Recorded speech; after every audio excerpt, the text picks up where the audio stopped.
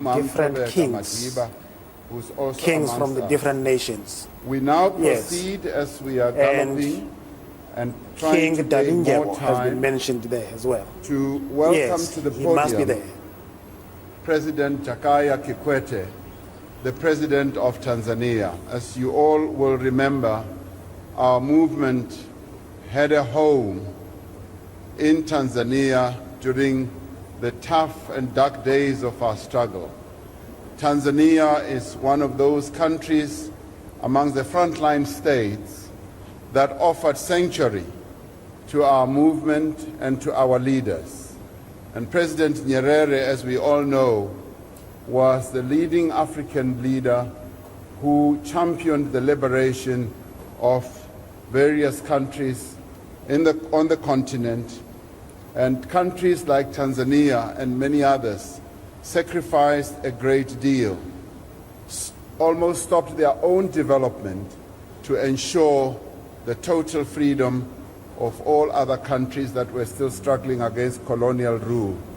Tanzania stands amongst those countries that we hold in highest regard, and it is for that reason that we ask President Kikwete to come forward and pay his condolences to President Nelson Mandela. Umkhonto was seized where the military wing of the ANC operated from Dar es Salaam.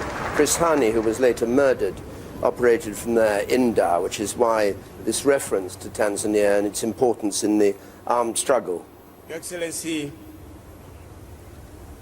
Jacob Zuma, President of the Republic of South Africa, Deputy President Halima Motlanthe, Mama Grasa, Michelle, Mama Winnie, members of the Madiba family, Your Majesty, King of Lesotho, Your Royal Highnesses, Excellencies, Heads of State and Government, and of Ministers, members of the Diplomatic Corps, and representatives of international organizations, fellow mourners, comrades, and friends. I bring with me fraternal greetings, as well as greetings of solidarity from your brothers and sisters of the United Republic of Tanzania. They've asked me to convey to you our deepest condolences to you, Mr. President, to the Madiba family, and to all the people of South Africa on the passing of His Excellency Nelson Rolihlahla Mandela, the first black president of the new South Africa and the former president of the African National Congress. The people of Tanzania would like you to know that you are not alone. They are with you during this difficult period of mourning, and they will be with you thereafter. They are saying your grief is our grief, your loss is our loss. Nelson Mandela was our leader, our hero, our icon, and our father, as much as he was yours. The people of Tanzania have lost a great friend. The people of Tanzania have lost a great comrade in arms. Comrades, President Mandela had a long association with Tanzania. It dates back to the times of the struggle for independence and liberation here in South Africa and in Tanzania. Our two sister parties, the ANC and TANU, the Tanganyika African National Union, later Chama cha Mapinduzi, enjoyed special relations with each other. We supported each other at the time of need. It was no accident, therefore, that after the ANC decided to take the struggle to the next level and form the armed wing, Umkhonto Esizwe, after peaceful means seemed to be futile, Dar es Salaam was Madiba's first port of call in January 1962.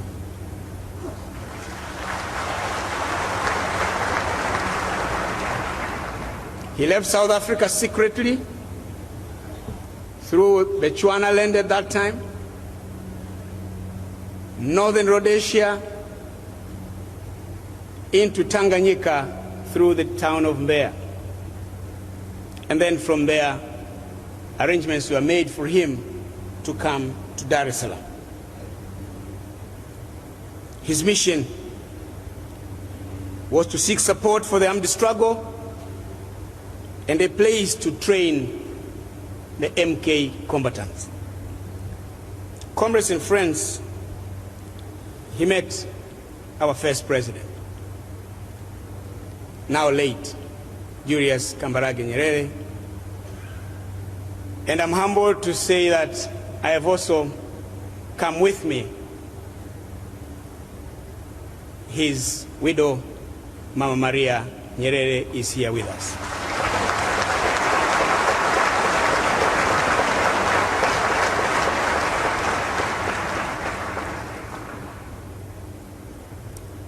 Indeed, this visit of Madiba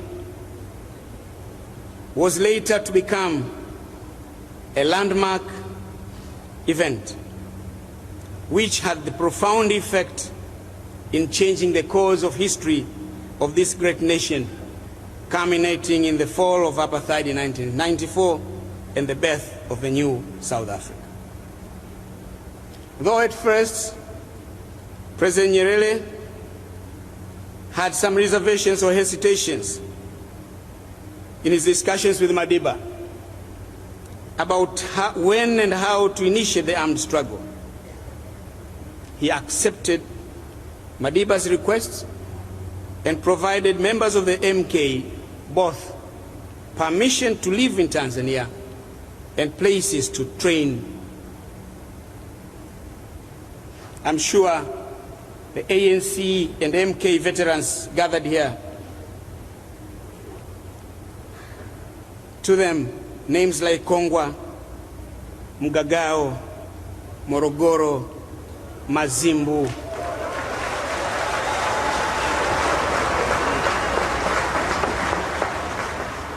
and Ndakawa sound familiar. And when we mention them, they may even rekindle the nostalgic memories of the life they lived in Tanzania, sharpening their tools and skills of defeating apartheid.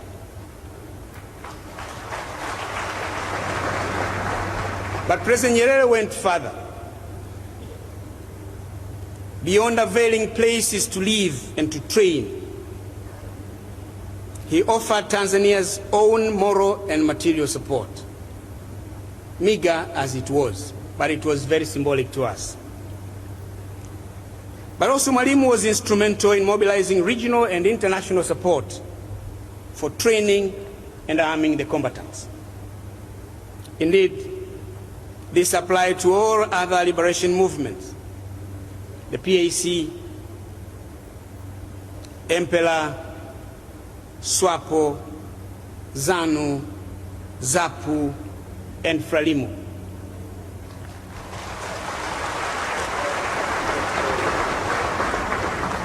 Besides that, Tanzania was generous enough to give cadres of the liberation movement travel documents.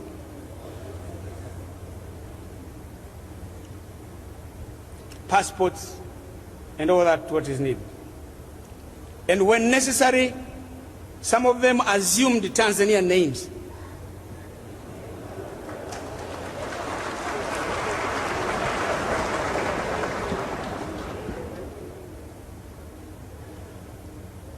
When Madiba came to Tanzania, he had no passport.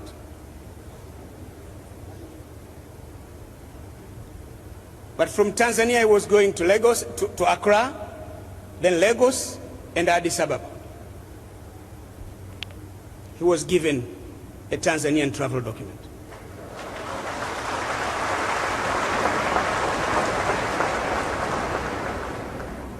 It facilitated his movement. And I know a number of you use Tanzanian travel documents. I don't know if Tabo returned his.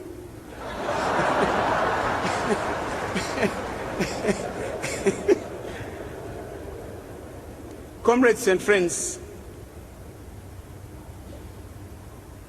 Madiba's trip to Dar es Salaam was to change the fortunes of the ANC after being banned by the apartheid regime here in South Africa. The ANC found a new home in Tanzania, from where it operated, organized, spearheaded, and prosecuted the struggle. From Tanzania, the ANC was able to reach its cadres and other members who remained and operated from inside South Africa through discreet means of communication. From Tanzania, the ANC was able to have messages reach the broad masses of the people of South Africa through publications, Sechaba, and dedicated radio broadcast. Radio freedom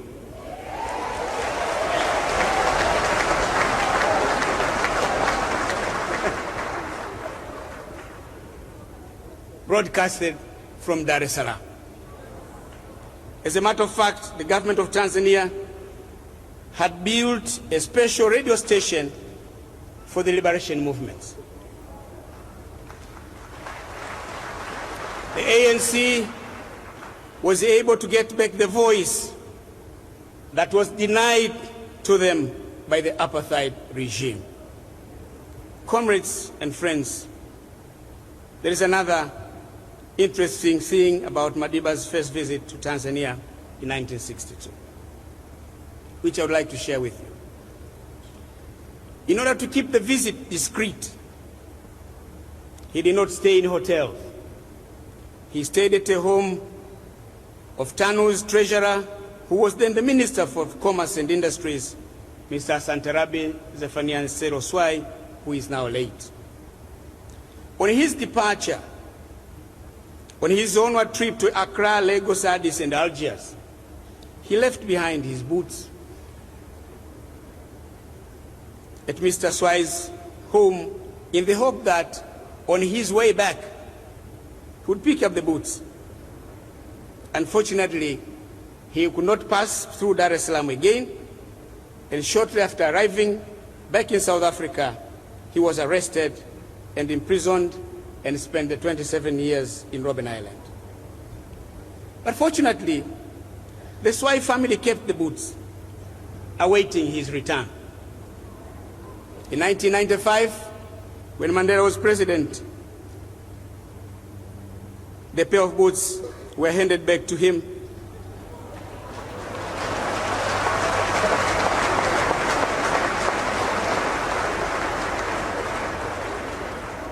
By Mrs. Vicky Siloswai, the widow of the late Siloswai, who died in 1994, shortly before Madiba became president.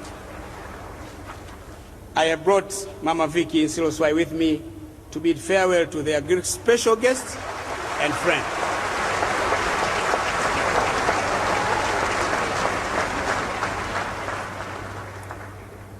Comrades, after his release from prison, and after visiting Lusaka for the meetings of the National Executive Committee of the ANC, Madiba came to Dar es Salaam.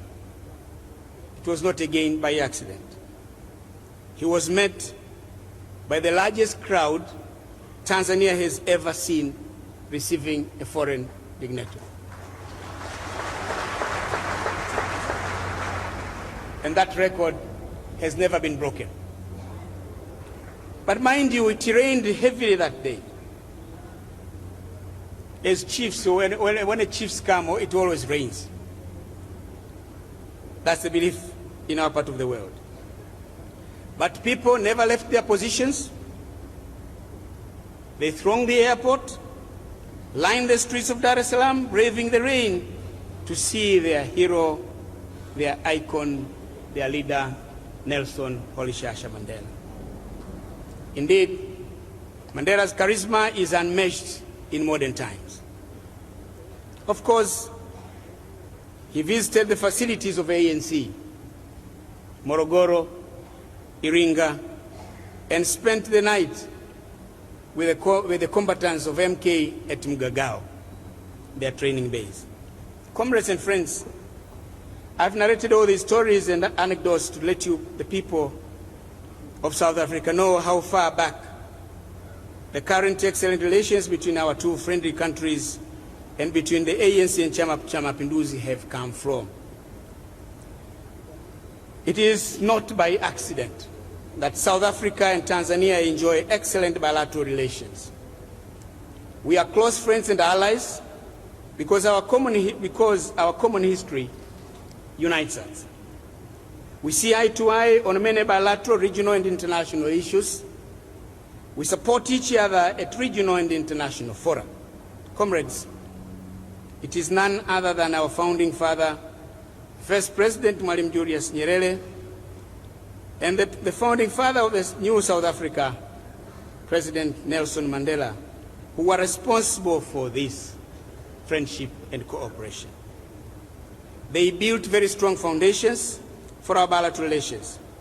That is why I said at the beginning that Madiba is very much our leader, our hero, our icon, and our father as he is to you. That is why your sadness, grief, and sorrow are ours as well. That is why we also join you in celebrating the life of this great man. Comrades and friends, as we mourn the death of this great man, let us recommit ourselves to continue to strengthen the excellent relations which are so happy to exist between South Africa and Tanzania. Let us also continue to work closely together at regional and international fora to advance his ideals for a strong SADC, a vitalized African Union, and an effective United Nations bold enough to fight injustice, to fight for equality of all nations and all peoples. And let us fulfill his wish to see developing nations working together in unity and solidarity in pursuit of their rights and in their quest to lift themselves from poverty and prosperity. And you, my brothers and sisters of South Africa, Madiba has lived his life well. You should live his legacy. He has left behind a vibrant democracy. He left behind a new nation where black and white South Africans live together harmoniously. A nation where nobody is denied his or her basic rights because of the color of his skin. A nation where blacks can also prosper, unlike in the past when they were condemned to live in squalor, deprivation, and as third-class citizens in their own country. We know not all that he stood for has been achieved yet. It is foolhardy also to assume that all the ills of the former apartheid system will be corrected in these 19 years.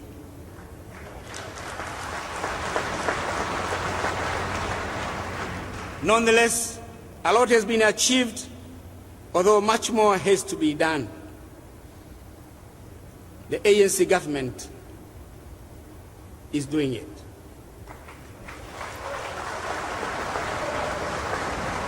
Please stay the course and always strive for greater excellence. Remain united as a people and remain united as a nation. This way, you will honor this great statesman, this great son of this soil, in a manner that he would be pleased if he were alive. This is the best way to live his legacy. We will always hold you in our prayers. You are not alone. Hamba Kale, Tata Mandela. Kikwete, President of Tanzania, speaking and relishing, describing the role that Tanzania played in supporting the armed struggle, not just in South Africa, but in other parts of Africa, in Zimbabwe and Mozambique among them. And talking about things that were extremely Thank you, deeply President secret and Kikwete. dangerous things to know Thank you only particularly 20 for or 30 taking years us ago, down memory and lane, describing the mosquito boots getting us that Nelson to Mandela left behind remember in Dar, many and which were things that returned our only leaders after he were left involved prison in over the 27 years later. struggle to